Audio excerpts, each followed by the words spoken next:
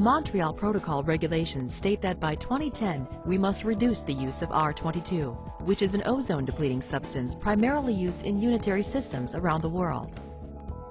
Basically, the Montreal Protocol puts in place reduction schedules and phase-out dates for ozone-depleting substances. These regulations apply to both developed and developing countries to move to non-ozone depleting substances. This is the most significant regulatory impact our industry has ever faced. First of all, we have to move away from all R22 bearing equipment by January 1st, 2010. Secondly, there are increasing federally mandated minimum efficiency requirements that are changing for commercial unitary in 2010. And then we've added alternatives over that time in preparation for being ready with a complete line of non-R22, non-ODS equipment by January 1st. Trane has been developing new systems for non-ODS refrigerants for numerous years. Through 2009, Trane will finish development and launch its new, high-quality, highly efficient systems that will use HFC-based refrigerant. This work is underway in every region. In the U.S., the Clean Air Act requires phase-out of R22 in new systems by 2010. In addition, the commercial unitary efficiency standards go into effect in the U.S. in 2010 to improve the reliability and efficiency of commercial cooling systems going forward. Canada's R22 regulations generally correspond with those in the U.S. New, more efficient systems are part of the equation as well. So Trane engineers and designers went to the drawing board in 1999 to start redesigning more than half of Trane's entire product portfolio, including chillers, large commercial unitary products, and light commercial unitary products. When they talk about light commercial unitary, I think that we've got an excellent set of products for our customers. Product managers have done an excellent job of going out, talking to customers, and working with the engineering teams to design products that are right for the market. Where our focus is 09, and our main focus is to have HFC obviously by the end of the year. We have to provide our customers with performance data, pricing information, and we want to do that way ahead of first shipment so that customers have the opportunity to size it for their buildings and acquire the right product for the right application. We've concentrated a great deal of our effort on analytical design, including finite element analysis and computational fluid dynamics. And we've bundled that with a more intense observation of refrigerant management, all in an effort to try to understand reliability a lot better on this product. Well, our designs integrated enhanced compressor technology with improved heat transfer surfaces and greater fan capability and configurations, all in trying to drive better efficiency and reliability in the product.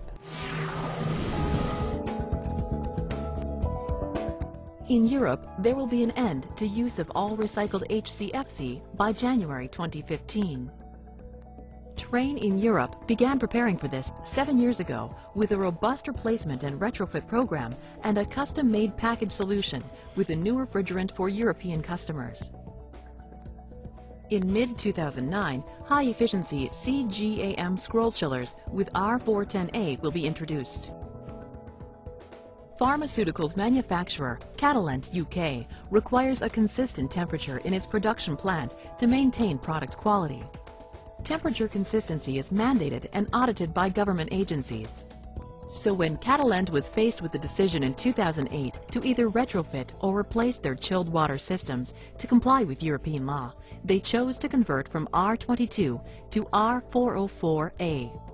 To maintain the same level of reliability for their two RTAA chillers, Catalent chose to invest in compressor renewal to replace worn parts and upgrade software through Trane Care Services, as well as a chiller plant manager control system to maximize energy savings and efficiency. The Trane Care Service program in Europe offers a solution to fit every customer's refrigerant transition needs. Current customers with systems that use R22 are given a technical suggestion for replacement or retrofit using the new HFC refrigerants and matching the original capacity and efficiency as closely as possible. Trane in Europe has been introducing new products and systems to replace R22 since the early 1990s and has already delivered more than 300,000 alternate units using the new refrigerants. in the Middle East, Africa, and India region, where 74 countries are considered to be developing. Article 5 of the Montreal Protocol and individual countries stated refrigerant guidelines allow for longer time periods in which to phase out R22 and transition to the refrigerants that have no ozone depleting potential. The developing countries of Latin America will follow a similar timeline.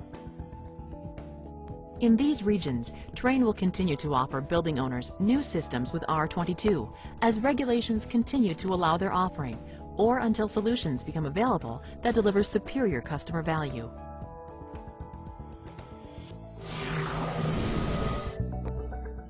In Asia, developed countries like Japan and Australia are working to meet or exceed the Montreal Protocol's phase-out schedule. The rest of Asia's developing countries will not face reduction requirements until later, when they start with a reduction of 10%. In response to market demand and in compliance with the Montreal Protocol, Trane is developing systems and services to ensure customers are well positioned to handle the refrigerant transition challenges of the future. Trane is committed to continuing its long tradition of being a trusted advisor to customers by helping them address their refrigerant transition challenges.